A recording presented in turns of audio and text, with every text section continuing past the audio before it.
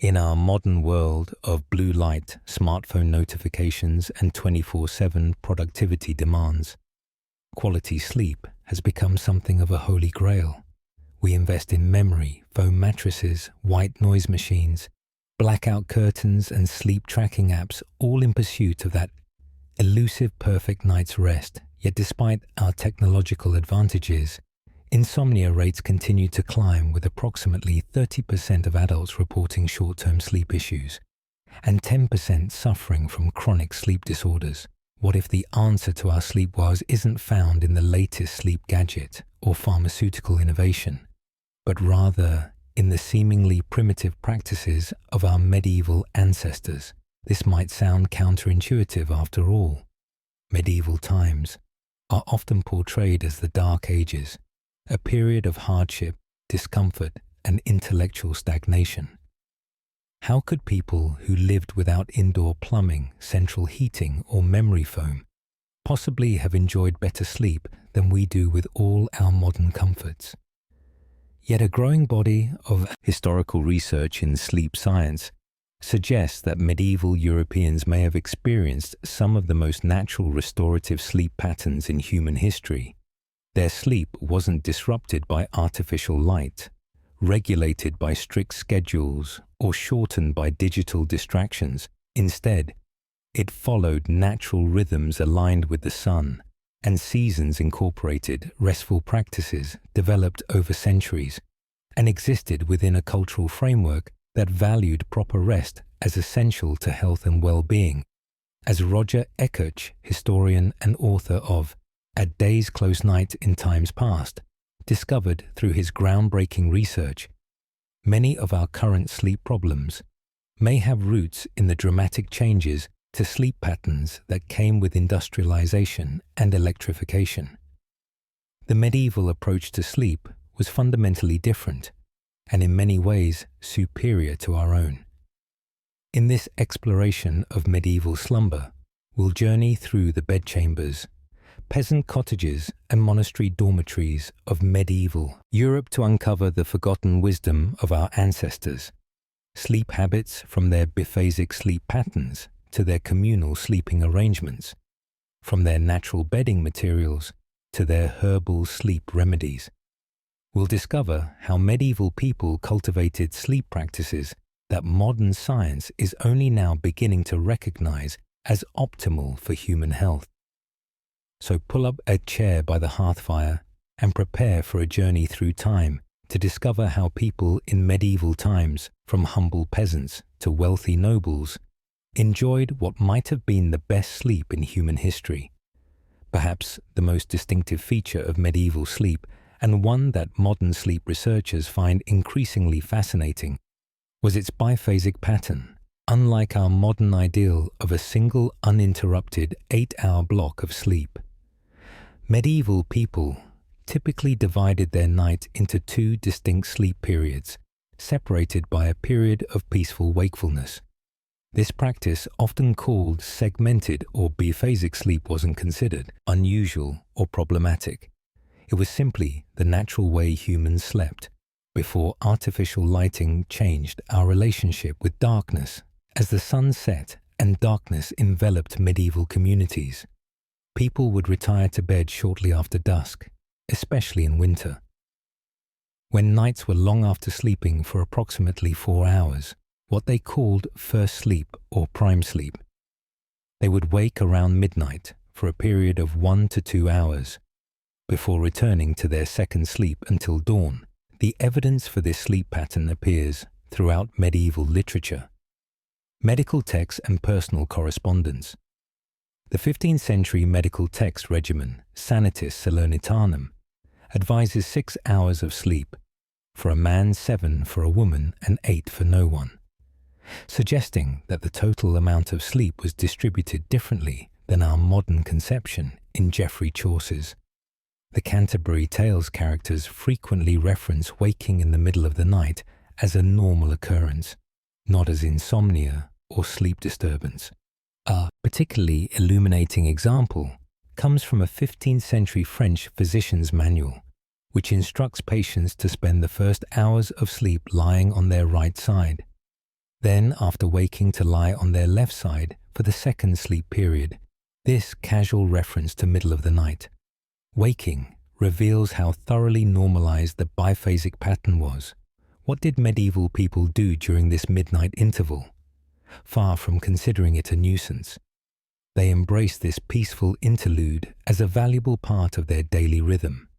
Court records, diaries, and literary works from the period describe a range of activities that took place during this wakeful period. Many used the time for prayer and reflection. The medieval day was structured around canonical hours, with night offices, matins, and lauds falling. During this middle of the night period, monks would rise for these prayers, but even ordinary lay people often used this time for private devotion.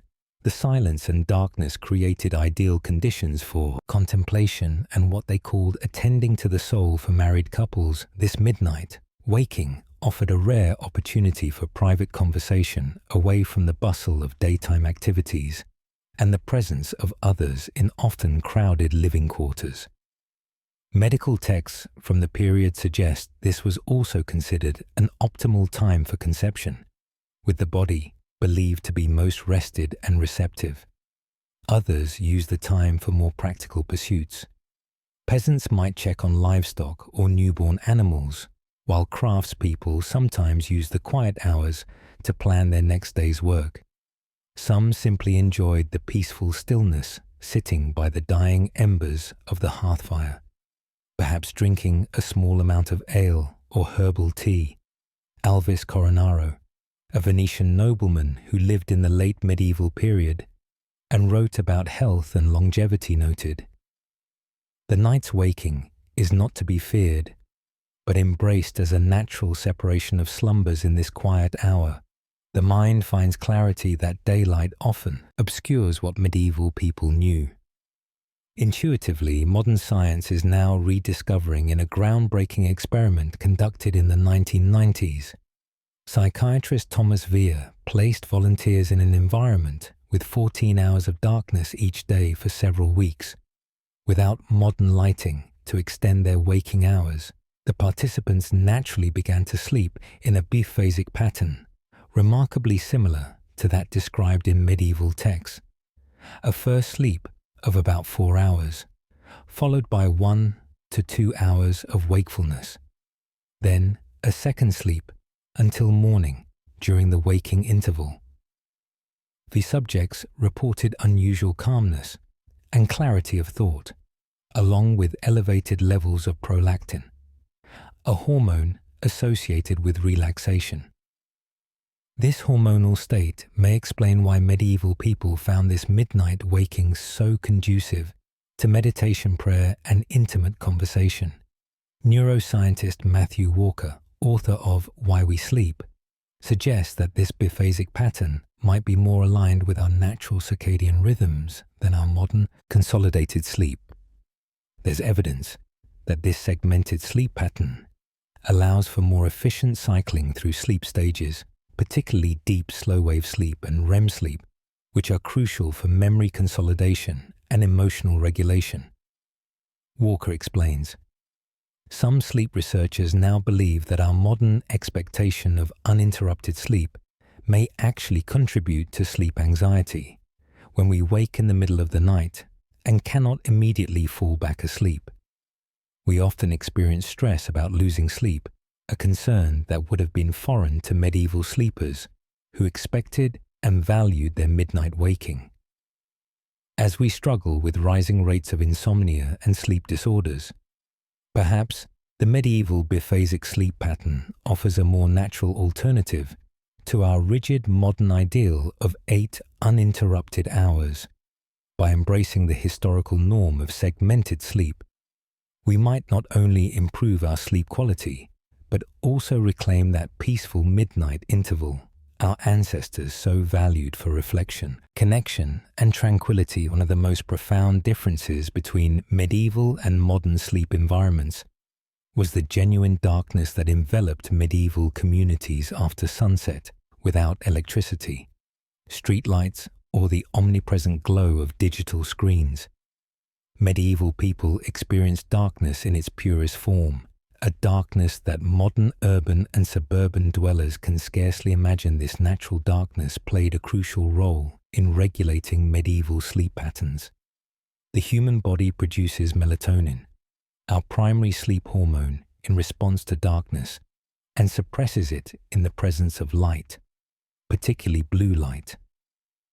Medieval people's exposure to true darkness triggered robust melatonin production, signaling to their bodies that it was time to sleep. The medieval day was naturally synchronized with the sun's movement, as Johannes de Sacrobosco, a 13th century scholar, wrote in his astronomical treatise, "Des ira, the day follows the sun. A man must follow the day, for this is the order of nature." This wasn't merely philosophical musing, it was practical reality when darkness fell. Activities requiring visual acuity necessarily ceased or changed character in winter, when darkness might last 14 to 16 hours in Northern Europe.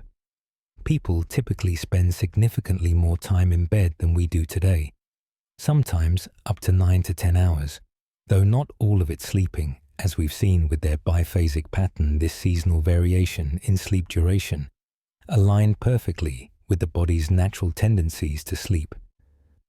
Longer in winter months, a pattern that modern research has confirmed is biologically programmed.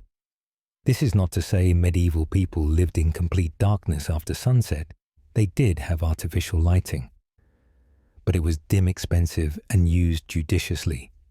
Tallow candles made from animal fat were the most common light source for ordinary households, but they produced smoky, odorous light and were used sparingly due to cost. Beeswax candles offered cleaner, brighter light, but were prohibitively expensive for all but the wealthy, and the church rushlights, made by soaking the pathy center of rushes in animal fat, provided an economical alternative, but burned quickly and gave minimal illumination. Oil lamps using olive oil or other vegetable oils were common in Mediterranean regions, but less so in Northern Europe, where such oils were expensive imports. The result was that even when artificial light was used, it created what we might call a light footprint. Dramatically different from our modern environment, illumination was localized, flickering and amber-hued. Precisely the wavelengths that least interfere with melatonin production. As one 15th century English household account book noted 1 pound of candles to last a week, a quantity that would provide only minimal lighting for essential activities.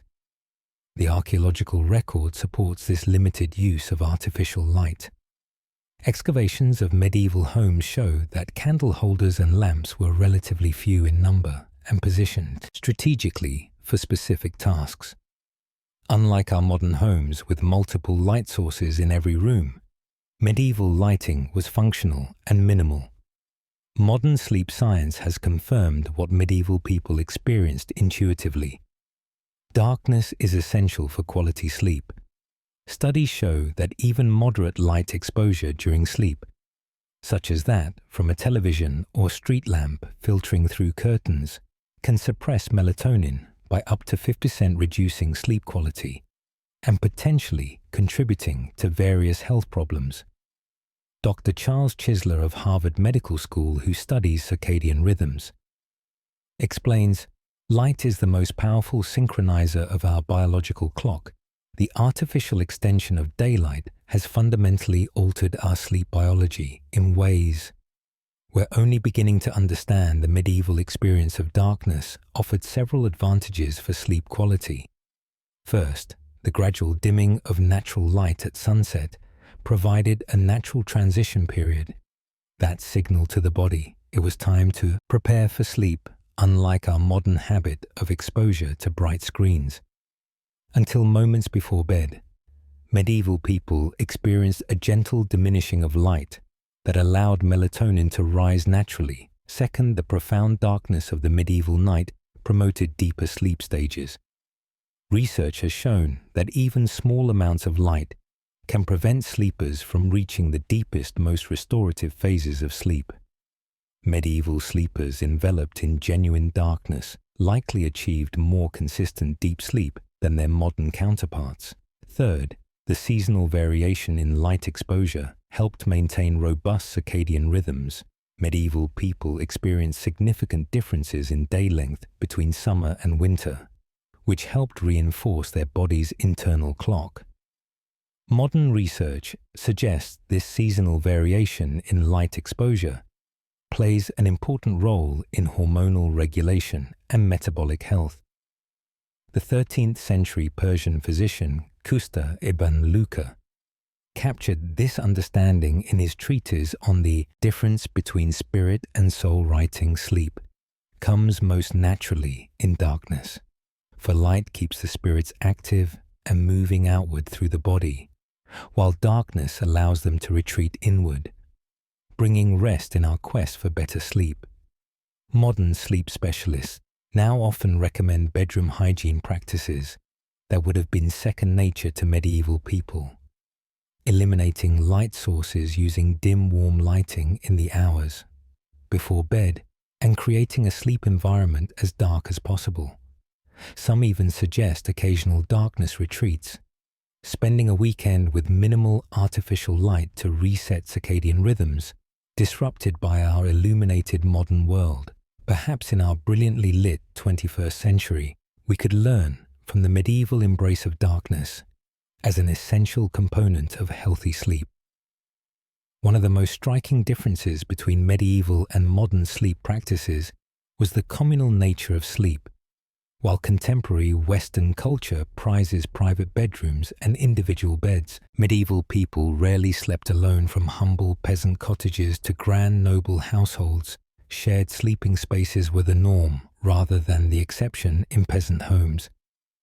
The entire family typically slept in a single room, often the main living area of the house.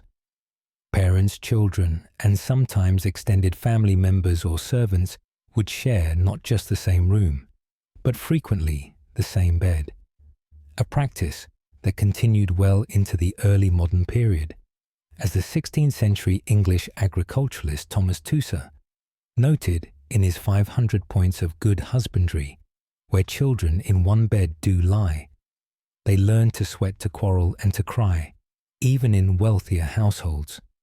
With more space, communal sleeping remained common. Household accounts from 15th century English manors show that servants typically slept in groups of 2 to 4 per bed. The 1465 Household Ordinance of Edward IV specified that 5 Wymen of the Crown should share one bed and one chamber for nobles. And royalty sleeping was paradoxically both more private and more public. While they might have their own bed, they rarely slept truly alone. Ladies in waiting or gentlemen of the bedchamber would sleep in the same room, often on trundle beds that could be rolled under the main bed during the day. The ritual of the royal coucher bedtime and lever rising in courts across Europe involved attendants helping the monarch to bed and witnessing their rising, making even sleep a semi-public affair for the highest ranks of society. Far from viewing this arrangement as an unfortunate necessity, medieval culture embedded communal sleeping in its social fabric as a positive practice. Sharing sleep space created bonds of trust and intimacy between family members, servants, and even business associates. Medieval guild records show that apprentices typically slept in the same room or even bed as their masters, creating a relationship that blended professional training with familial closeness. This communal approach to sleep provided psychological benefits that modern sleep researchers are only beginning to appreciate. The presence of trusted others during the vulnerable state of sleep created a sense of security that may have reduced anxiety and promoted deeper rest. Anthropological studies of traditional societies that maintain communal sleeping practices show lower rates of sleep onset insomnia than in cultures where solitary sleeping is the norm. Medieval literature reflects this understanding of sleep as a social activity in Chaucer's The Canterbury Tales, the sharing of sleeping quarters among the pilgrims is presented as natural and unremarkable, when the wife of Bath describes sharing a bed with her various husbands. The focus is on their relationship dynamics, not on any perceived strangeness of the sleeping arrangement itself. Even monastic communities, despite their emphasis on individual spiritual development, incorporated communal sleeping. The rule of St. Benedict, which governed Benedictine monasteries throughout medieval Europe, specified that monks shall sleep in separate beds, but in one place with the dormitory arranged so that the younger brothers sleep next to their elders, who could provide guidance and oversight. Beyond the psychological comfort, communal sleeping offered practical advantages. In the medieval context that shared body heat was an important consideration in unheated or minimally heated homes during cold winter nights. A 15th century English household manual advises in winter, let children sleep together for warmth, but in summer separate them. If space allows for coolness and health, the presence of others also provided security. In an era before locks were common on interior doors, household accounts from medieval estates frequently mentioned payment for night watchmen, but for most ordinary people, safety during vulnerable sleeping hours came from the presence of family members and the strength of community bonds for nursing mothers sleeping near their infants. Facilitated nighttime feeding and monitoring, a practice supported by modern research on mother-infant sleeping. Medieval medical texts like the 12th century Trotula collection of women's medicine recommended that infants sleep near their mothers for both practical care and emotional well-being. As we've moved toward increasingly private sleeping arrangements. In modern times, some sleep researchers question whether we've lost something valuable. Anthropologist James McKenna, who studies mother-infant co-sleeping, suggests that solitary sleep is a recent and untested innovation in human history, and that some sleep problems may stem from this departure from evolutionary norms. The medieval practice of communal sleeping reminds us that sleep is not merely a biological necessity, but also a social activity embedded in cultural context. While few modern people would choose to return to the crowded sleeping arrangements of medieval cottages, we might consider how the social aspects of sleep, the sense of security, connection, and shared experience, contribute to restful nights. Some contemporary sleep therapies now incorporate elements reminiscent of medieval practices. Weighted blankets, which simulate the pressure of another person's presence, have gained popularity for treating insomnia and anxiety. And for couples, research suggests that synchronized sleep, going to bed and waking together, improves relationship satisfaction and may enhance sleep quality for both partners.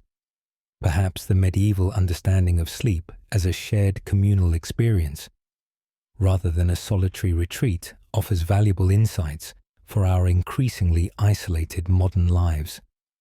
When modern people imagine medieval beds, they often picture uncomfortable straw pallets on hard wooden platforms, a far cry from our plush memory foam mattresses and Egyptian cotton sheets. This perception has fueled the assumption that medieval sleep must have been uncomfortable and therefore inferior to our own. However, historical evidence reveals a more nuanced reality. Medieval bedding was ingeniously designed to provide comfort using natural materials, and in some ways may have offered advantages over our modern synthetic alternatives. Medieval beds varied widely based on social status, from simple straw pallets used by peasants to the elaborate canopied beds of nobility. Yet across this spectrum, the fundamental materials remained remarkably similar. Plant fibers, straw, hay, or reeds formed the base layer, covered by wool or linen, stuffed with feathers, down or more wool for the mattress, proper, topped with linen or wool sheets, and wool blankets or fur coverlets. Household inventories provide detailed evidence of these sleeping arrangements. A 378th inventory from the English Manor of Colic lists 1 feather bed, 2 mattresses stuffed with wool, 3 pairs of linen sheets, and 5 blankets of wool for the master bedroom, even for servants. The same inventory notes straw pallets refreshed monthly, with wool coverlets and linen sheets changed at quarter-day's straw, far from being merely a poor substitute for modern mattress materials, offered several advantages as a bedding foundation. Fresh, dry straw provides excellent insulation from the cold ground or wooden bed platform, while simultaneously allowing air circulation that prevents overheating. A natural temperature regulating system, medieval household manuals recommended changing straw bedding regularly, typically. With the seasons, the 15th century housekeeping guide, Le Ménagier de Pararet advises, refresh the straw at Michaelmas, late September at All Saints, November 1st at Candlemas, February 2nd, and at May Day, using wheat straw when available for its superior comfort and cleanliness. This regular replacement created naturally clean sleeping surfaces. Fresh straw contains silica and natural compounds that repel insects and mites, a natural defense against bedbugs and other pests that plague even modern mattresses. Archaeological evidence from medieval waste pits shows that discarded bedding straw was often remarkably free of the insect remains that would indicate infestation.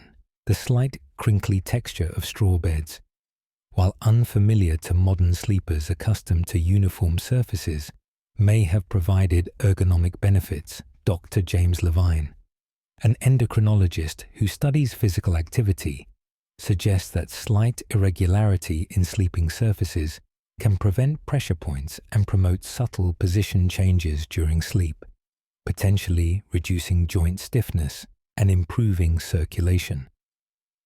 Above the straw foundation, medieval beds featured mattresses and bedding made from wool, linen, and feathers, natural materials with remarkable temperature-regulating properties. Wool, in particular, excels at moisture management, absorbing up to 30% of its weight in moisture without feeling wet and releasing it gradually as ambient humidity changes. This property made wool bedding ideal for regulating body temperature throughout the night. Modern sleep research confirms that maintaining optimal sleep temperature, typically between 60 to 67 degrees, have 15 to 19 degrees, is crucial for quality sleep, particularly for achieving deep slow-wave sleep phases. Wool's natural ability to buffer temperature fluctuations may have helped medieval sleepers maintain this optimal range, despite living in environments without central heating or air conditioning.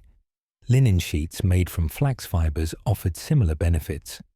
Linen wicks moisture away from the body more effectively than cotton and becomes stronger when wet. It also contains natural antibacterial properties that helped keep medieval bedding hygienic, despite less frequent washing than modern standards would dictate. A 14th century English household account notes payment for washing of linen sheets quarterly, suggesting that while laundering was less frequent than modern practice, it was regular enough to maintain cleanliness for those who could afford them. Feather beds provided luxurious comfort. The best were made with ID or goose feathers, creating a sleeping surface that conformed to the body, while providing insulation. The 1415 will of Alice de Brienne, an English noblewoman, specifically bequeaths my best feather bed with bolsters and pillows to her daughter, indicating the value placed on quality bedding.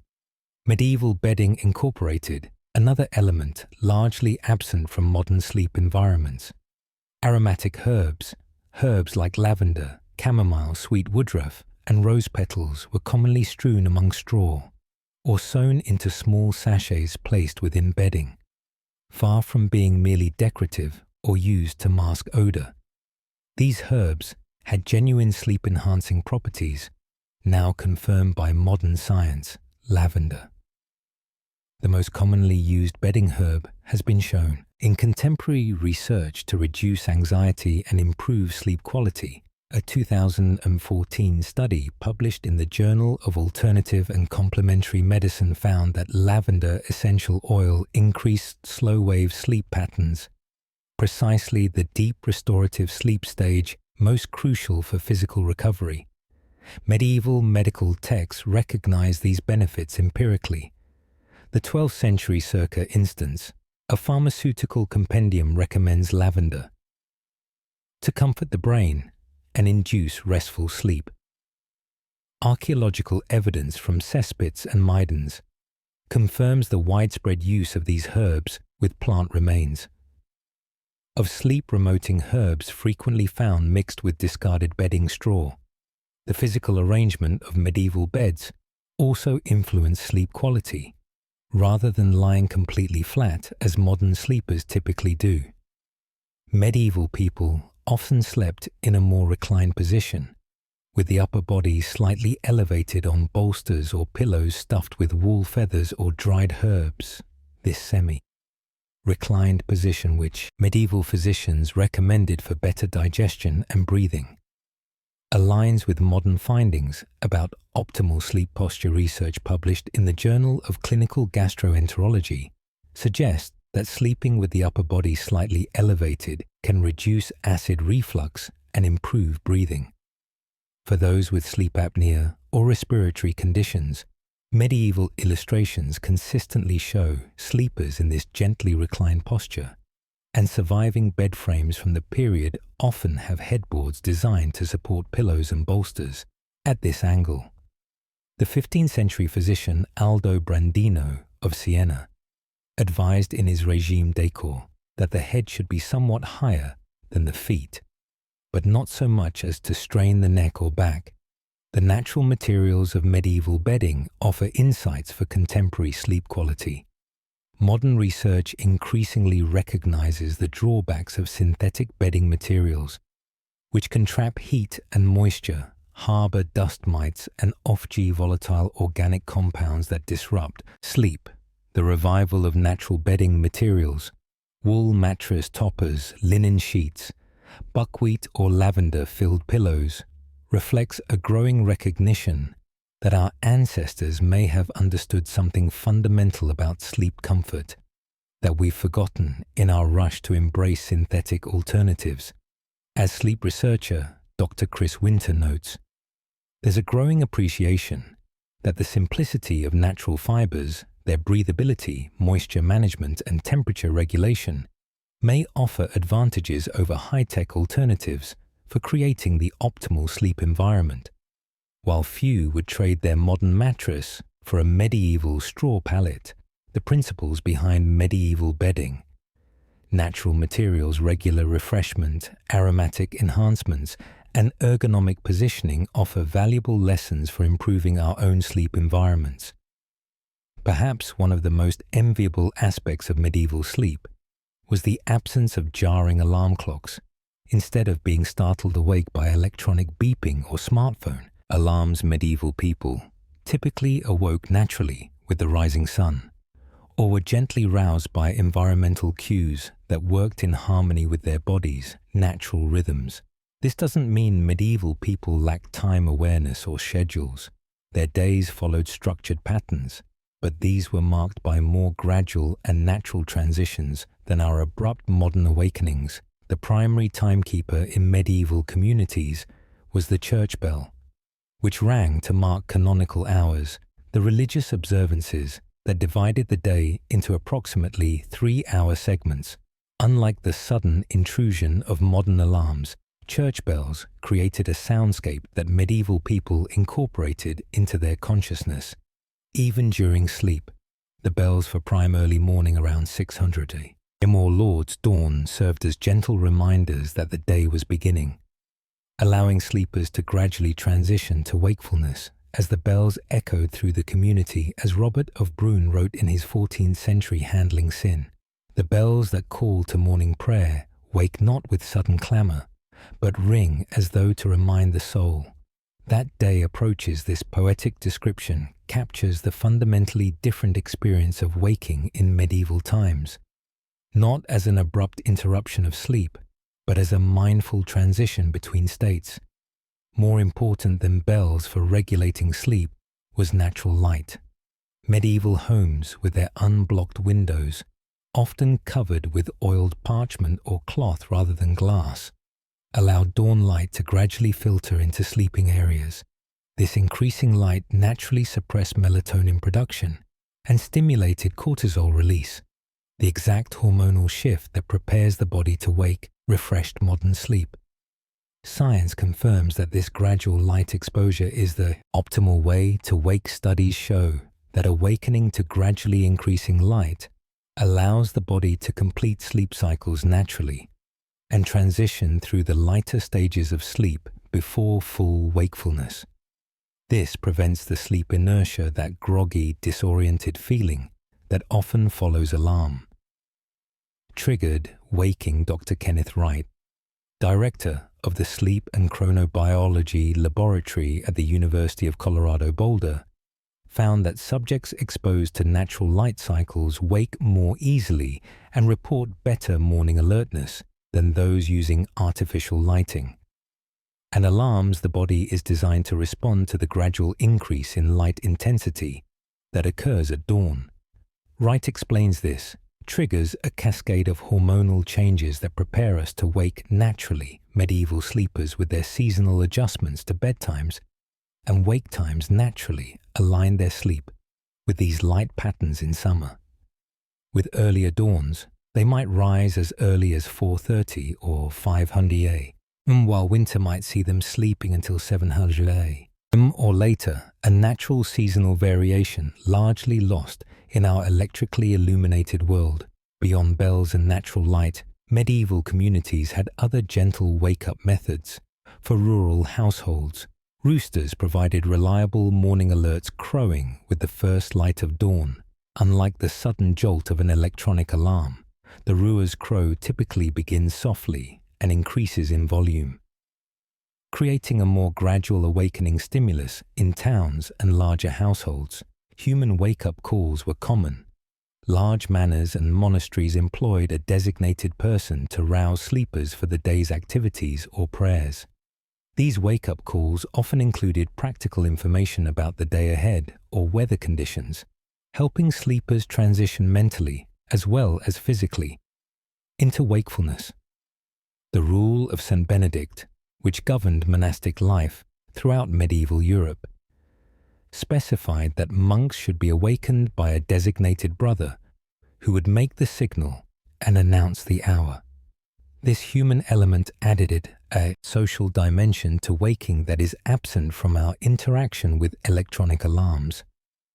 Even in ordinary households, family members would gently wake one another, particularly in winter when dawn came later.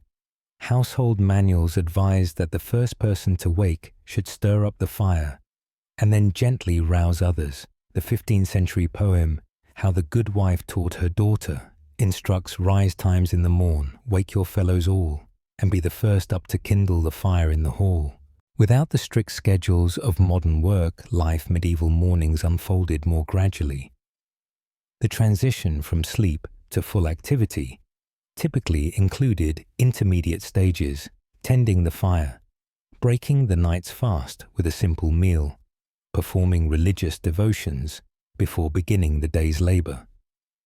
This gradual transition allowed the body and mind to align naturally with active wakefulness.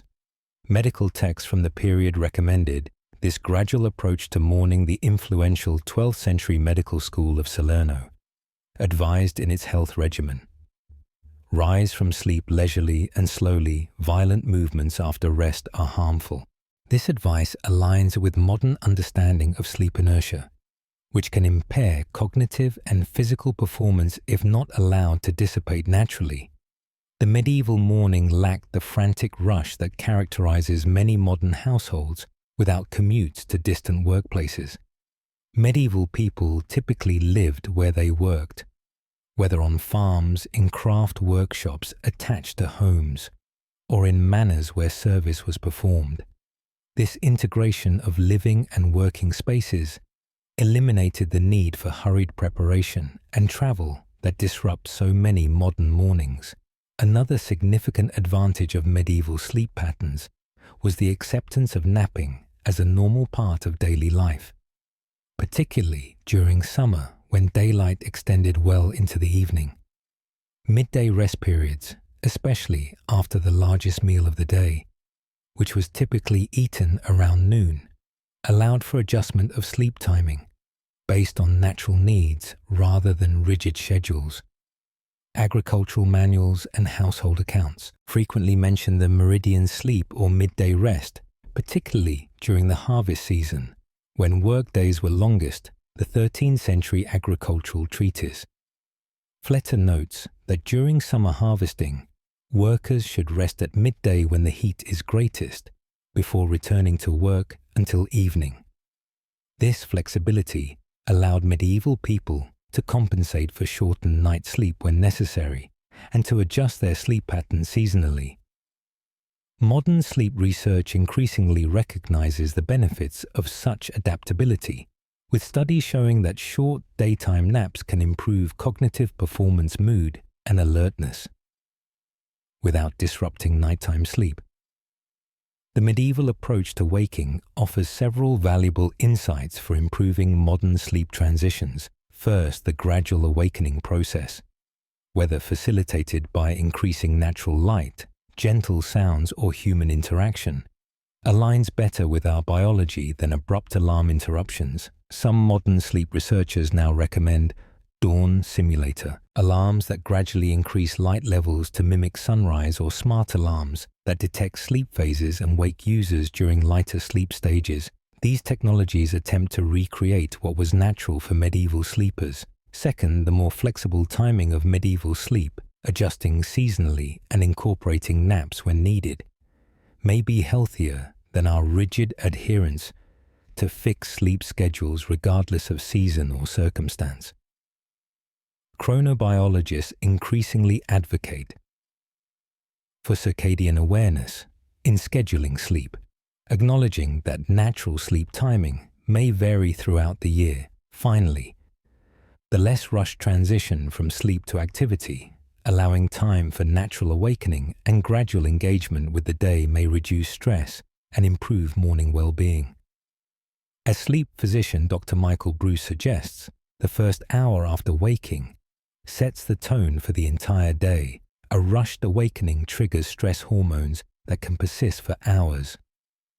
While modern obligations may not allow for the more natural waking patterns of medieval times, understanding the principles behind them can help us design better transitions between sleep and wakefulness.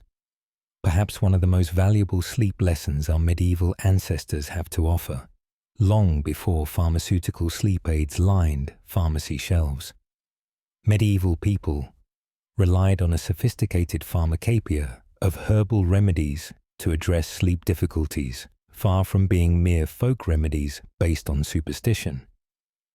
Many of these plant-based sleep aids have been validated by modern scientific research, confirming what medieval herbalists knew through careful observation and centuries of practical experience. Medieval sleep remedies were documented in various medical texts and herbals, illustrated manuscripts detailing the medicinal properties of plants. Among the most influential were the works of Hildegard of Bingen, a 12th century German Benedictine abbess, whose Physica and Causae Edier detailed hundreds of medicinal plants, including many specifically recommended for sleep. These herbal sleep aids were typically administered as teas referred to as tisanes or decoctions, syrups or ingredients in evening meals. Unlike modern sleeping pills designed to forcefully induce unconsciousness, medieval remedies generally worked more gently, addressing the underlying causes of sleeplessness, anxiety, digestive discomfort, or physical pain, while promoting natural relaxation. The most commonly prescribed medieval sleep herbs included valerian, valeriana, officinalis, caldamantia, or setwall. In medieval texts, valerian root was the medieval equivalent of modern Valium, a powerful relaxant used for perturbations of the mind and wakefulness in the night hours. The 9th century medical text from the scholar Medica Salernitana recommends valerian for those whose minds are troubled and whose sleep flees from them. Modern research confirms valerian's effectiveness, with studies showing it reduces sleep latency, the time it takes to fall asleep, and improves sleep quality through interaction with GABA receptors in the brain, similar to the mechanism of many prescription sleep medications, but without their side effects chamomile matricaria chamomilla. This gentle herb was specifically recommended for sleep difficulties stemming from anxiety or digestive upset. The influential 16th century herbalist John Gerard wrote that chamomile procureth sleep and is especially useful for such as are troubled with the frenzies and lack of sleep. Contemporary studies have identified apagenine, a flavonoid in chamomile, as the compound responsible for its mild sedative and anxiolytic effects. Lettuce Lactus sativa, while modern lettuce varieties have been bred to reduce bitterness. Medieval lettuce contained higher concentrations of lactocin and lactocoprine compounds with demonstrated sedative and analgesic properties. Medieval physicians like Avicenna recommended wild lettuce as a sleep aid, writing that it cools the mind and brings sleep. By the 15th century, Greta Herbal advised eating lettuce with evening meals to make one sleep well. Hops Humulus lupus, best known today as a beer ingredient. Hops were recognized for their sedative properties long before their use in brewing became widespread. Hops pillows, small sachets filled with dried hops. Flowers placed inside pillowcases were a common medieval sleep aid. The 12th century German abbess Hildegard of Bingen wrote that hops make the heart sad and weigh down the inner organs, recognizing their depressant effect on the central nervous system. Modern research has identified the bitter acids in hops as compounds that increase GABA activity in the brain, producing sedation. Passion flower, Passiflora incarnata, introduced to European medicine from the Americas in the late medieval period. Passion flower quickly gained reputation as a remedy for restlessness and wakefulness. Modern studies confirm it increases levels of GABA in the brain, reducing neural activity and promoting relaxation beyond specific herbal remedies. Medieval dietary practices included numerous foods believed to promote good sleep. Many of these connections between diet and sleep quality have been validated by contemporary nutritional science. Warm milk with honey was a common bedtime drink, often infused with sleep, promoting spices like nutmeg or cinnamon. Modern research confirms that the combination of milk's tryptophan, an amino acid precursor to sleep, inducing serotonin, and honey's small amount of glucose helps tryptophan cross the blood-brain barrier more effectively. Almonds and almond milk featured prominently in medieval bedtime preparations, the 14th century former of curry. A collection of recipes from the court of Richard II includes a bedtime drink of almond milk warmed with spices. Almonds are now known to be high in magnesium, a mineral that functions as a natural muscle relaxing, and GABA promoter. Lettuce, particularly wild varieties, was often included in evening meals, specifically for its sleep-promoting properties. The 15th century cookbook Levenier des Taillevons includes a recipe for lettuce, prepared with nutmeg and other spices to be eaten at supper for good rest. Medieval sleep practices extended beyond ingested remedies to include aroma. Therapeutic approaches, herbs like lavender, chamomile, and rose were commonly used to scent bedding and sleeping chambers, creating environments conducive to rest. The practice of strewing herbs on floors and between bedding layers served both practical purposes, repelling insects and masking odor, and therapeutic ones. The 14th century French physician Gioliac recommended in his Cheiroia Magna that for those troubled in their sleep, let their chambers be perfumed with roses, violets, and water lilies, which comfort the brain and induce rest. Archaeological evidence confirms these practices with residue analysis of medieval bedding materials, frequently revealing traces of aromatic herbs. Modern scientific research now validates the effectiveness of these aromatic sleep aids with studies showing that lavender inhalation, for example, improves sleep quality and reduces anxiety. Through its effect on the limbic system, medieval sleep medicine took a remarkably holistic approach to treating insomnia, recognizing different types of sleep disturbances and tailoring remedies.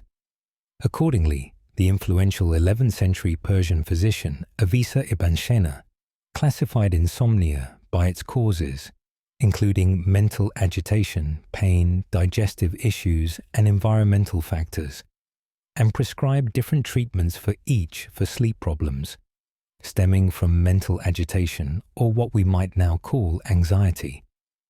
Medieval physicians recommended calming herbs like lemon balm and chamomile, often combined with gentle physical therapies like head massages with rose oil or lavender.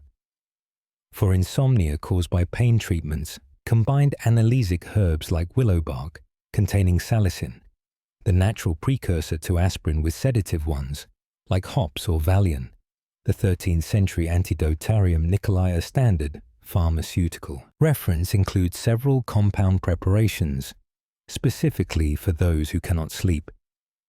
Due to pains of the body, digestive disturbances were treated with carminative herbs like fennel, anise, and mint, reflecting the medieval understanding of the connection between digestive comfort and sleep quality, a relationship confirmed by modern research on the gut-brain axis. What distinguished medieval herbal sleep remedies from many modern pharmaceutical approaches was their gentleness and focus on addressing underlying causes rather than forcefully inducing unconsciousness.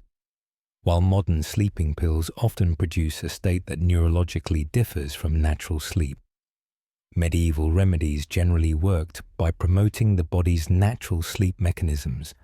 Dr. Michael J. Bruce, a clinical psychologist and sleep specialist, notes, "Many of the herbs used in medieval sleep medicine work with the body's natural neurochemistry rather than overriding it.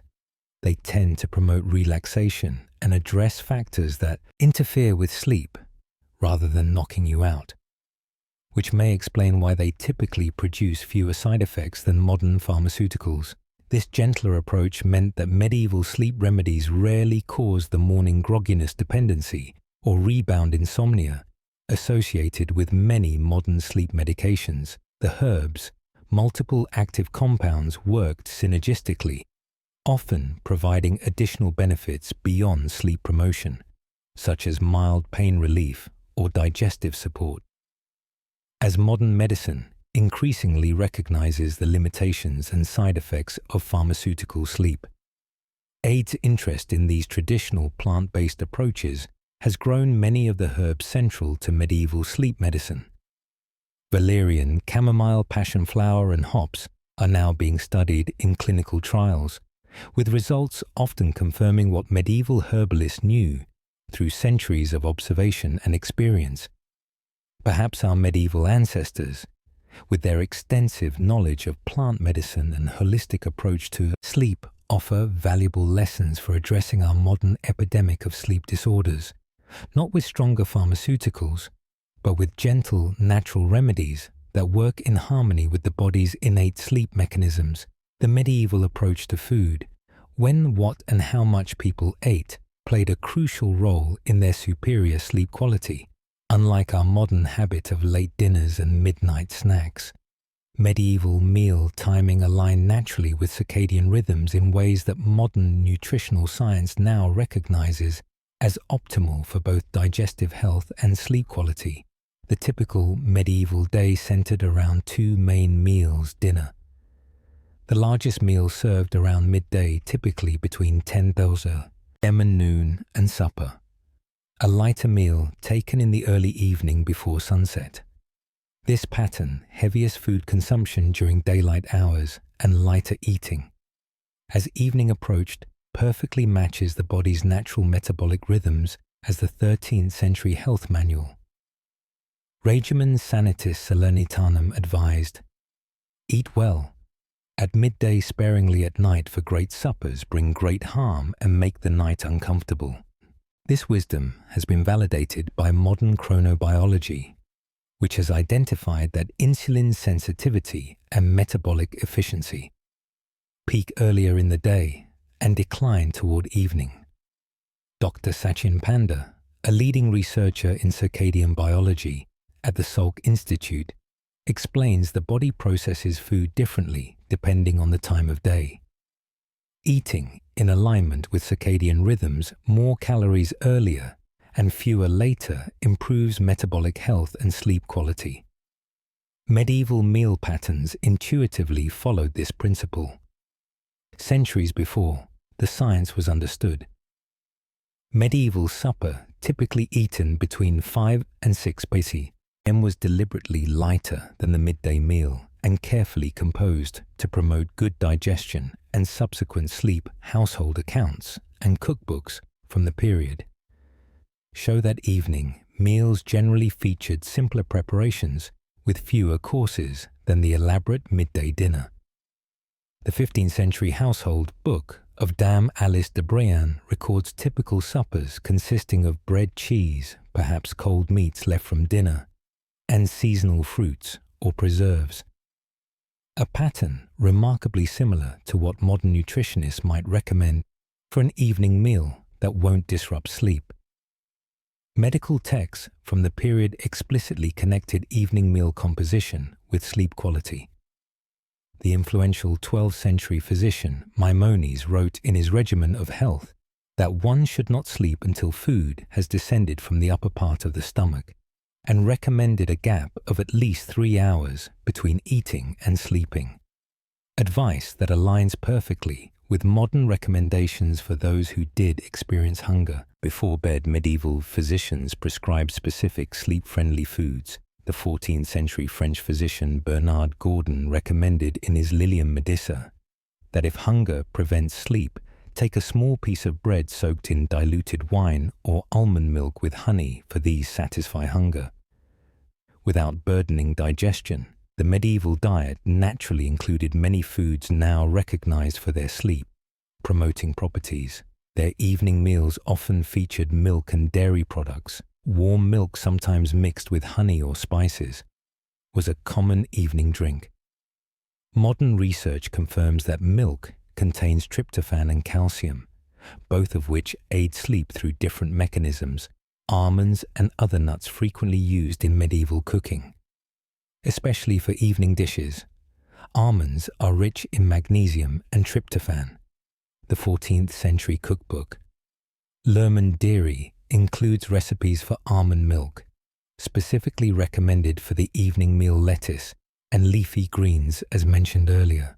Wild lettuce varieties contain natural sedatives. Medieval kitchen gardens typically included these and other sleep-promoting greens like pelene, which contains melatonin, and borage, which has mild calming properties. Whole grains, the coarser bread consumed in medieval times, provided complex carbohydrates that release glucose slowly throughout the night, preventing the blood sugar drops that can disrupt sleep. Barley, a common grain in medieval diets, contains notable amounts of melatonin and selenium, both beneficial for sleep. Fruits like cherries. Medieval orchards commonly grew sour cherries, now known to be one of the few natural food sources of melatonin. The 15th century Book of Carving recommends cherries as a good conclusion to the evening meal. Another aspect of medieval eating patterns that likely benefited sleep was the regular practice of fasting. Religious observances required numerous fast days throughout the year, not just the 40 days of Lent, but also weekly fasting on Wednesdays and Fridays, plus vigils before major feast days. On these fast days, the evening meal would be particularly light or skipped entirely. Modern research on intermittent fasting suggests that these regular periods of digestive rest improve metabolic flexibility and may enhance sleep quality by reducing inflammation and allowing more resources to be directed toward restorative processes during sleep. The practice of collation, a small evening refreshment permitted on fast days, typically consisting of bread and watered wine, or a simple fruit, closely resembles what sleep nutritionists now recommend as an ideal pre-lee snack. When needed, small, balanced, and easily digestible medieval diets followed seasonal availability much more strictly than our modern globalized food system. Allows this seasonality meant that diet naturally shifted throughout the year in ways that complemented changing sleep patterns in winter, when nights were longer, and people typically spent more time in bed. Medieval diets included more preserved meats, root vegetables, and hearty grains, foods that provided sustained energy through the longer nights. The higher fat content of winter diets also supported the production of hormones, including those that regulate sleep.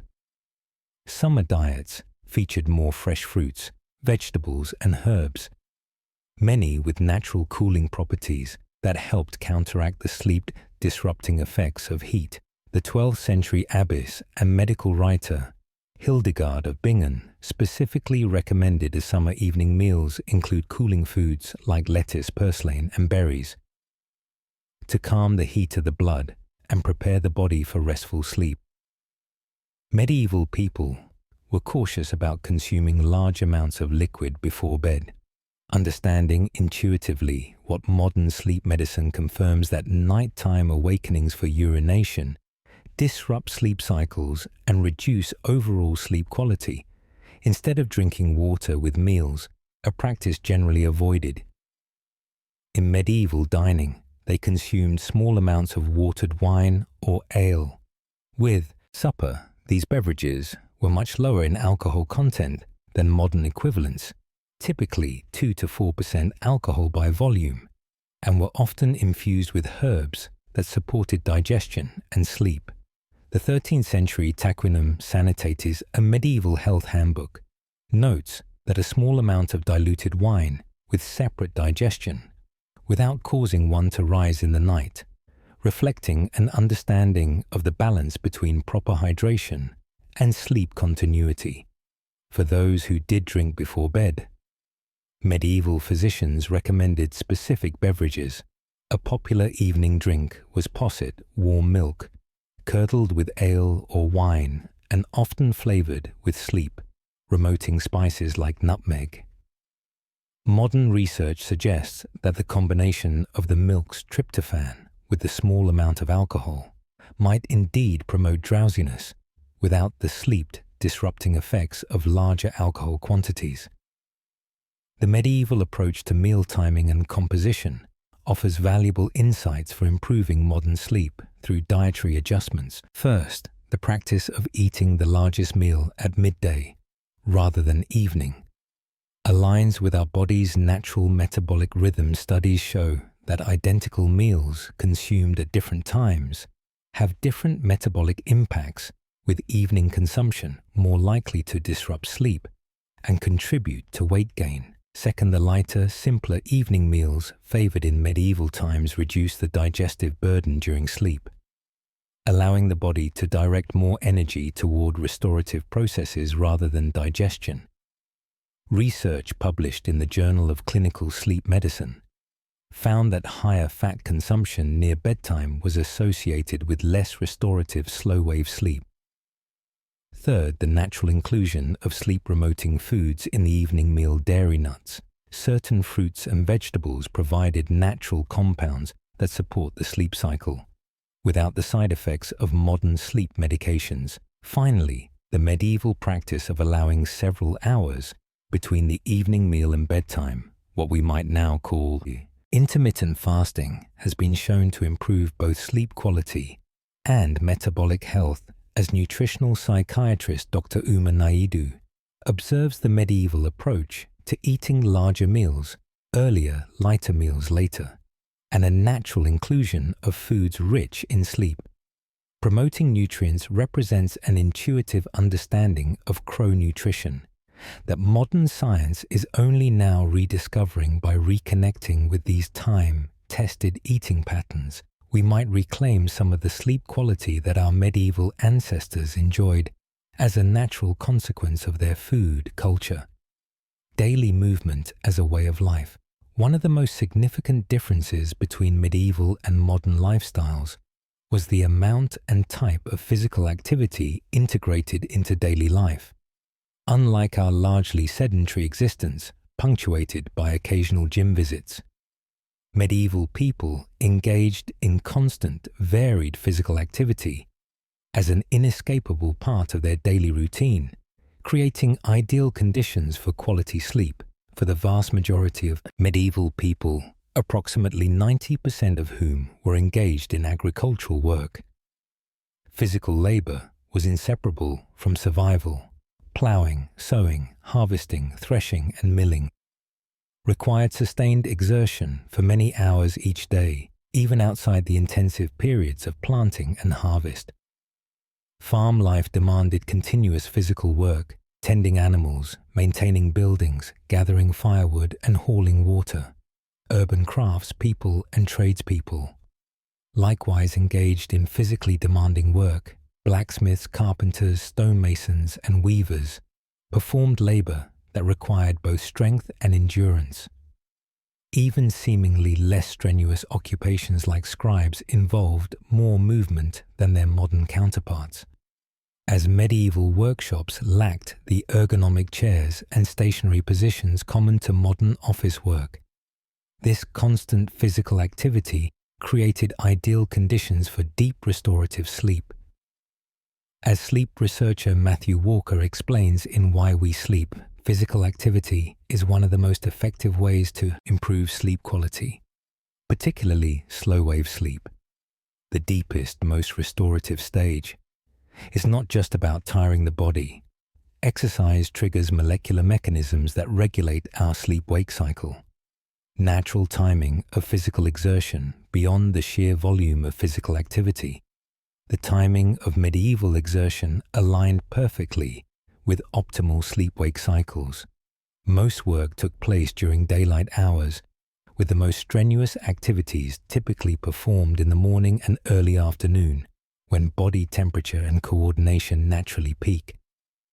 This pattern, vigorous activity during daylight, followed by gradually decreasing exertion as evening approached, created an ideal physiological preparation for sleep.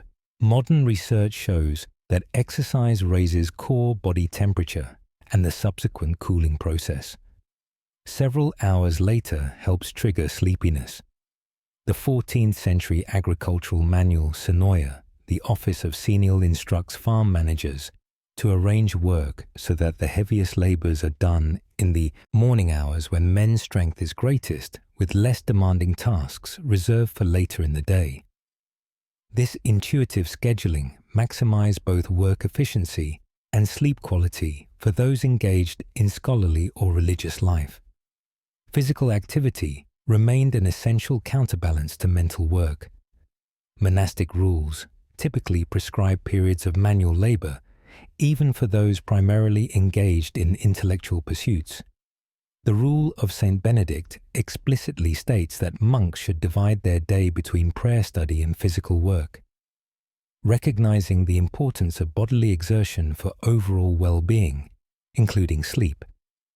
Medieval physical activity differed from modern exercise not just in quantity, but in quality, rather than isolating specific muscle groups in repetitive movements, as many gym workouts do. Medieval labor engaged the entire body in complex, varied patterns. Agricultural work required the full range of human movements: lifting, carrying, pulling, pushing, bending, twisting, and walking across. Uneven terrain craft productions similarly involve diverse movements rather than the repetitive, limited motions characteristic of modern factory work or office tasks. This variety of movement patterns provided comprehensive muscular fatigue without the extreme exhaustion or repetitive strain that can actually interfere with sleep. Modern exercise physiologists increasingly recognize the value of functional fitness, varied practical movements that engage multiple muscle groups over isolated exercises, both for physical health and sleep quality. Archaeological evidence confirms the physical effects of this lifestyle. Skeletal remains from medieval cemeteries show distinctive muscle attachment patterns, indicating regular strenuous physical activity beginning in childhood. These physical adaptations reflect bodies that were continuously active rather than sedentary with occasional exercise, a fundamental difference from modern patterns beyond work-related exertion. Medieval people walked extensively as their primary mode of transportation. Historical records indicate that daily walking distances of 5 to 10 miles were common for ordinary people, with longer journeys undertaken regularly for markets, religious pilgrimages, or seasonal work. Migration, the 15th century. Itineraries of William Wye, which recorded typical travel times between English towns, shows that ordinary travelers routinely covered 15 to 20 minutes per day on foot. For comparison, modern Americans average less than a 4 mile of walking daily. This regular walking had profound benefits. For sleep quality, modern research shows that walking, particularly outdoors in natural light, helps synchronize circadian rhythms, reduce stress hormones, and promote the physical fatigue necessary for deep sleep. Dr. Kelly Glazer, Barron, a sleep researcher at the University of Utah, notes, walking is one of the most underrated sleep aids. It combines 3 elements: critical for good sleep, physical activity, exposure to natural light, and often stress reduction through connection with the environment. Medieval work primarily took place outdoors or in workshops with ample natural light, a stark contrast to our modern existence in artificially lit environments. This extensive daylight exposure properly entrains circadian rhythms, the internal clocks that regulate sleep-wake cycles. Morning light exposure is particularly crucial for healthy sleep timing, as it suppresses melatonin production and signals to the body that it's time to be alert. Medieval agricultural workers and urban craftspeople typically began their day at dawn, receiving maximum benefit from early morning sunlight, and research published in the Journal of Clinical Sleep Medicine shows that workers with regular exposure to daylight sleep an average of 46 minutes longer per night than those working in environments without natural light. Medieval people's constant exposure to the full spectrum of natural light, including the crucial blue wavelengths that most strongly influence circadian rhythms, created ideal conditions for properly timed high-quality sleep. Medieval work patterns naturally adjusted with the seasons, another factor that likely benefited sleep quality. The agricultural calendar dictated varying levels of exertion throughout the year, with intense activity during planting and harvest seasons, balanced by reduced workloads during winter months. This seasonal variation aligned with natural changes in sleep needs. Modern research suggests that humans, like many mammals, naturally tend towards slightly longer sleep during winter months when nights are longer. Medieval work patterns accommodated this tendency with shorter workdays during winter, allowing for extended sleep during the long nights. The 13th century agricultural treatise Walter of Henley's Husbandry explicitly acknowledges this seasonal variation, instructing that winter workdays should last from sunrise until dusk, while summer work might extend from before dawn until after sunset with a midday rest period during the hottest hours. Another significant difference between medieval and modern physical patterns was the absence of artificial stimulation late in the day. Without electric lighting, television, or digital devices, medieval people naturally reduced activity levels as darkness fell. Evening activities typically involved quiet, low-intensity pursuits by firelight. conversation, storytelling, simple handicrafts or prayer. This gradual reduction in physical and mental stimulation created a natural transition to sleep that modern sleep hygiene experts now recommend, but that few people actually practice. The 15th century household book of Alice Bryan records typical evening activities at her manor as including quiet conversation, the reading of devotions and the preparation of simple handwork, all calm activities compatible with the body's natural evening reduction in alertness. The medieval relationship between physical activity and sleep offers several valuable insights for improving modern sleep. First, regular moderate physical activity throughout the day appears more beneficial for sleep than the modern pattern of sedentary behavior punctuated by intense exercise sessions. Studies show that consistent light to moderate activity distributed throughout the day may be more effective for sleep quality than isolated, vigorous workouts. Second, the timing of physical activity matters. The medieval pattern of more intense exertion earlier in the day, with gradually decreasing activity toward evening, aligns with optimal circadian functioning. Modern research confirms that vigorous exercise too close to bedtime can delay sleep onset. For some people, third, natural light exposure during physical activity provides additional sleep benefits beyond the exercise itself. Morning walks or outdoor activities can help regulate sleep timing and improve sleep quality through both the physical exertion and the circadian entrainment effects of natural light. Finally, the seasonal adaptation of activity levels working with, rather than against, the body's natural tendency towards slightly longer sleep in winter may contribute to overall sleep health. Modern research on seasonal affective disorder suggests that acknowledging and accommodating these natural seasonal variations may benefit both mood and sleep. As exercise physiologist Dr. Stuart Phillips observes the medieval pattern of consistent, varied, moderate physical activity throughout daylight hours followed by reduced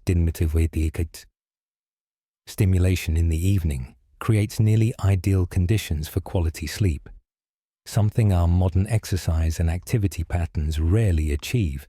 By incorporating elements of this medieval approach to physical activity, more consistent movement throughout the day, proper timing relative to sleep, outdoor light exposure, and seasonal adaptation, modern people might reclaim some of the sleep benefits that came naturally to our medieval ancestors.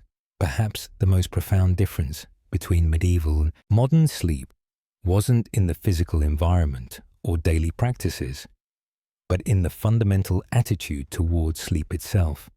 Unlike our productivity-obsessed culture that often views sleep as an inconvenient necessity to be minimized, medieval people generally regarded sleep as a divine gift and a natural pleasure to be appreciated.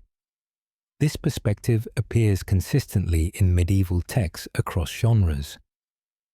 Religious writings frequently describe sleep as a blessing from God, with the psalmist's words, "He gives to his beloved sleep," Psalm 127:2, often cited as evidence of sleep's sacred nature. Sleep was understood as a time when the body restored itself, while the soul remained in God's care. Even secular literature reflected this positive view of sleep. Chaucer's The Book of the Duchess describes sleep as the best thing of all for both body and spirit. The 14th century poem Pearl characterizes sleep as a state where bliss can be found even amid grief.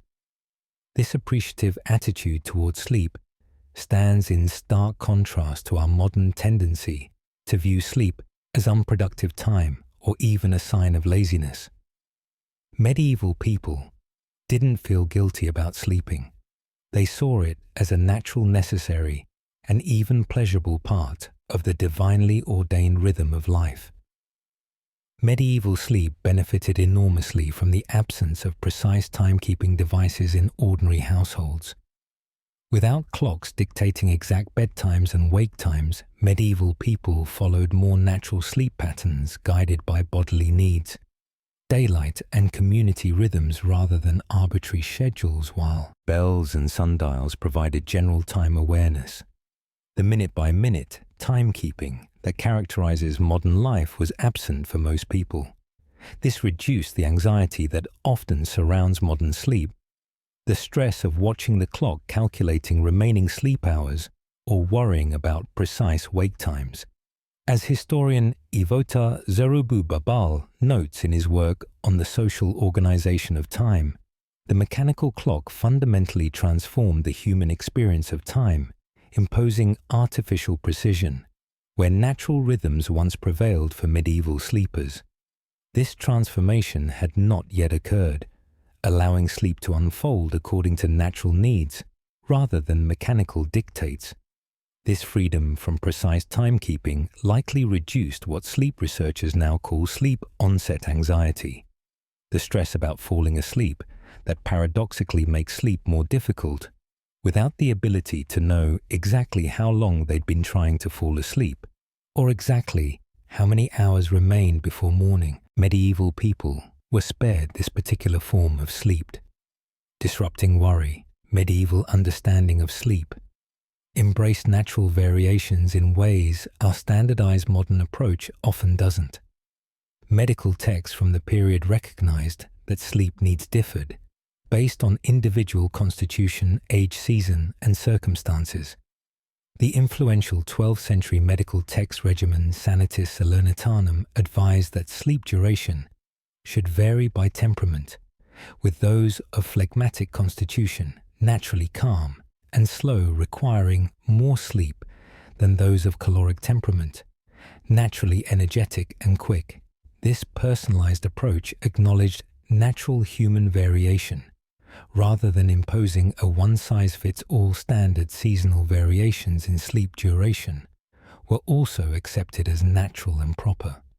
The 13th century physician Aldebrandon of Siena wrote in his Regime Decor that in winter, when nights are long, it is natural and healthful to sleep longer, while in summer, with its short nights, less sleep suffices. This advice recognizes the body's natural tendency to adjust sleep with seasonal light changes, a flexibility often lacking in our rigidly scheduled modern lives.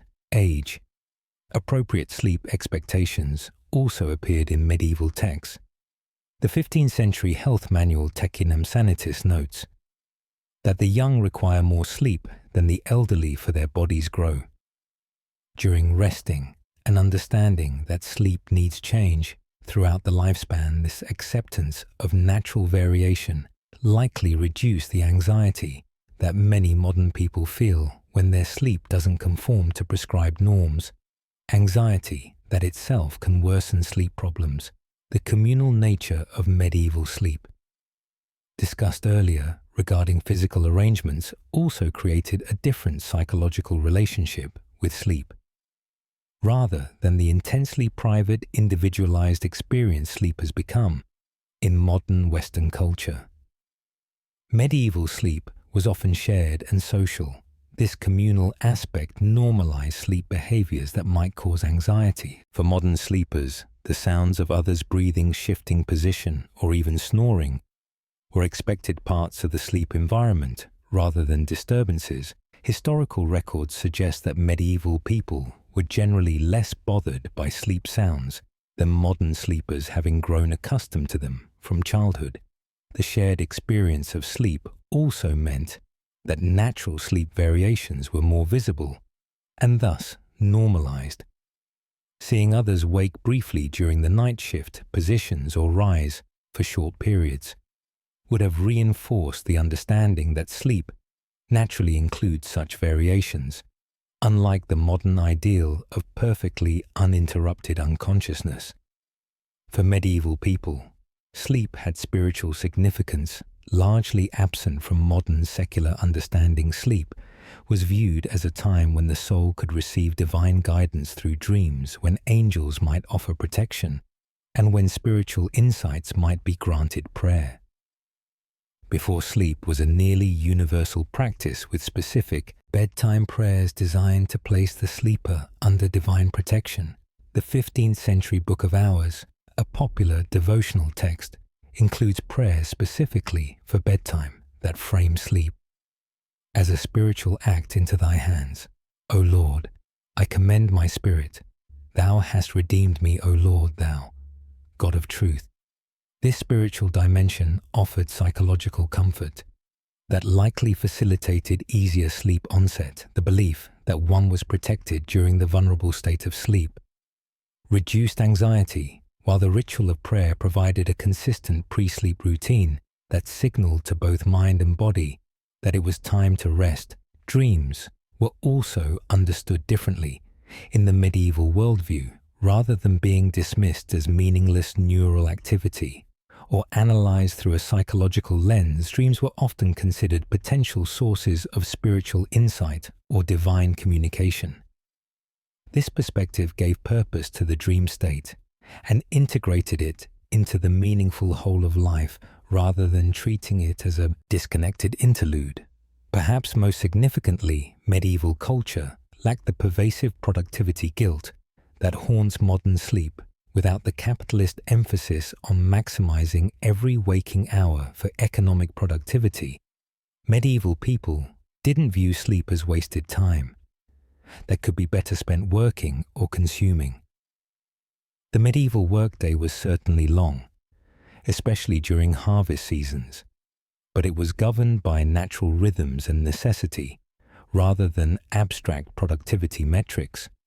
Work was understood as having natural limits, and rest was seen as an equally valid and necessary part of life's rhythm.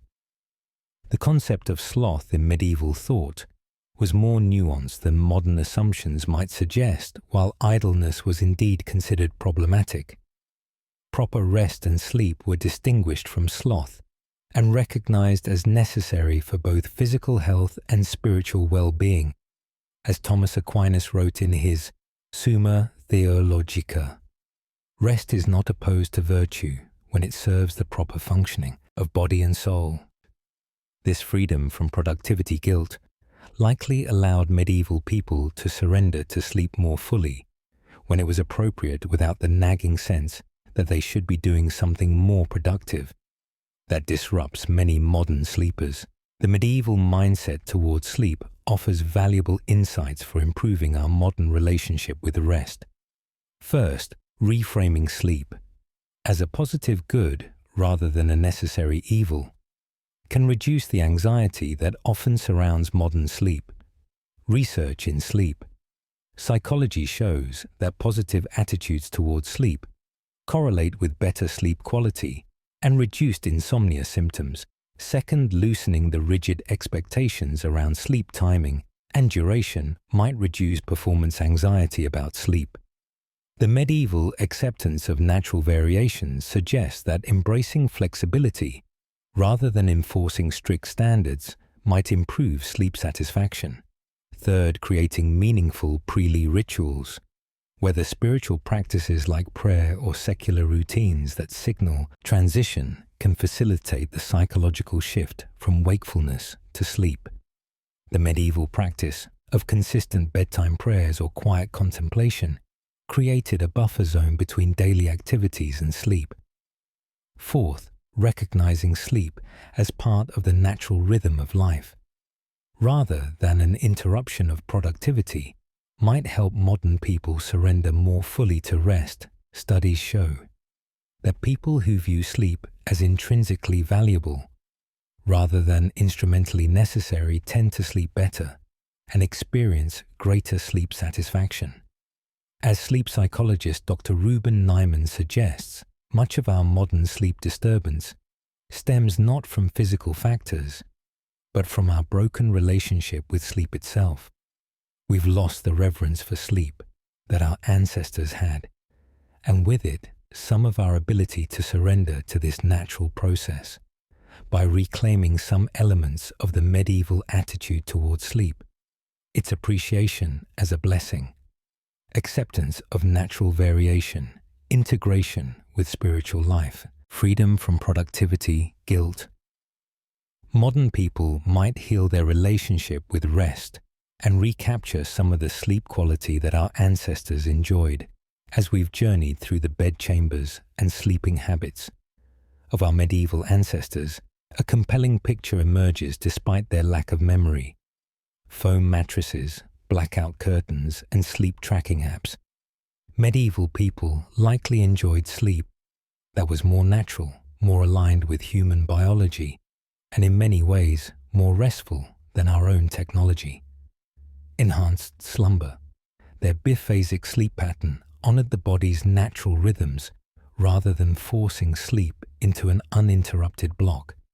Their genuine darkness allowed melatonin to flow, unimpeded by artificial light. Their natural bedding breathed and adapted to their bodies. Their communal sleeping arrangements provided security and normalized sleep. Variations. Their herbal remedies gently supported natural sleep processes, rather than forcing unconsciousness. Their meal timing and physical activity patterns perfectly complemented healthy sleep cycles, and perhaps most importantly, their attitude towards sleep as a blessing to be appreciated rather than an inconvenience to be minimized, allowed them to surrender fully to rest without the anxiety that plagues modern sleepers. This is not to romanticize the past or suggest that medieval life was superior in all respects. It certainly wasn't disease hardship, and shorter lifespans were realities of medieval existence. But in the specific realm of sleep, the evidence suggests that the pre-industrial, pre-electric lifestyle created nearly ideal conditions for quality rest. As sleep researcher Matthew Walker observes, in many ways, modern humans are running a grand and uncontrolled experiment on ourselves, disrupting sleep patterns that evolved over millions of years of mammalian evolution and thousands of years of human culture. The results of this experiment are increasingly clear in our epidemic of sleep disorders, yet this historical perspective offers hope as well as critique by understanding what made medieval sleep effective. We can selectively incorporate elements of these traditional practices into our modern lives. We need not abandon our technological comforts or medical advances to reclaim some of the sleep wisdom of our ancestors. Consider implementing these medieval-inspired practices for better modern sleep. Experiment with biphasic sleep when your schedule allows, perhaps on weekends, embracing the midnight waking as a time for quiet reflection or connection. Rather than fighting it as insomnia, create a truly dark sleeping environment, using blackout curtains, removing electronic devices and covering LED indicators, approximating the darkness. Our ancestors took for granted incorporate natural materials like wool cotton and linen in your bedding, which offer the breathability and temperature regulation that synthetic materials often lack. Establish consistent pre-Lee rituals that signal to your body and mind that it's time to transition to rest, just as medieval prayers and quiet fireside conversations did try gentle herbal sleep supports like chamomile tea, valerian, or lavender, which worked for centuries before pharmaceutical sleep aids existed. Shift your eating patterns to emphasize larger meals earlier in the day and lighter, simpler fare in the evening, allowing several hours for digestion before sleep. Distribute physical activity throughout your day, rather than relying on intense evening workouts, and prioritize morning exposure to natural light to regulate your circadian rhythm. Most importantly, work to shift your attitude towards sleep, from seeing it as downtime or lost productivity to recognizing it as an essential, valuable part of a well-lived life, a gift rather than a burden, as we face increasing rates of insomnia, sleep apnea, and other sleep disorders. In our hyper-stimulated, artificially lit, always connected modern world, the sleep practices of our medieval ancestors offer not just historical curiosity, but practical wisdom. Their sleep wasn't perfect by modern standards. They lacked our understanding of sleep disorders, and had fewer medical interventions for genuine sleep pathologies, but their intuitive alignment with natural sleep processes created conditions that modern sleep science increasingly recognizes as optimal. Perhaps the most valuable lesson from medieval sleep is its integration into the whole of life, not as a separate health category to be optimized, but as an integral part of the natural rhythm of existence. Sleep wasn't something medieval people worked on or hacked. It was something they lived as naturally as breathing. In our quest for better sleep, we might find that the answer lies not in more sophisticated technology or stronger medications, but in reconnecting with the natural patterns and practices that guided human sleep for centuries. Patterns our medieval ancestors understood through experience and tradition, and that modern science is now rediscovering through research. The best sleep in history may indeed have occurred in medieval times, but by learning from their example, we might reclaim some of that restful heritage for ourselves, finding better sleep, not by moving forward into ever more advanced sleep technology, but by remembering and honoring the wisdom of the past. Drop your thoughts in the comments below, and don't forget to like, share, and subscribe for more medieval facts. See you next time.